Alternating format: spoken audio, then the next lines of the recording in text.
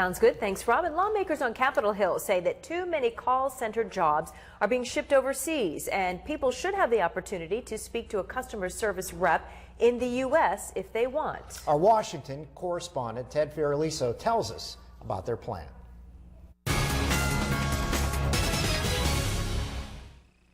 Thank you for calling USA Prime Credit. My name Peggy. Peggy. It's a funny commercial, but if you've ever had your own Peggy experience, you know it could be anything but. All you want to do is get customer service from a real-life human being, and you're transferred to India, or Mexico, Honduras, or any of the other countries U.S. companies have outsourced call center jobs to in recent years. Can I say it sucks? Jamone Ross was laid off from T-Mobile last year when the company outsourced his call center job. You're taking it to someone who's not going to do it as efficiently, and at the end of the day is just ticking the customer off. Like, who's more important, the dollar, the customer, or the employee?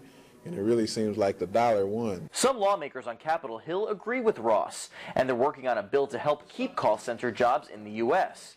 The U.S. Call Center and Worker Protection Act is a bipartisan piece of legislation that would prohibit American companies that ship call center jobs overseas from receiving federal loans, grants, and subsidies for 3 years.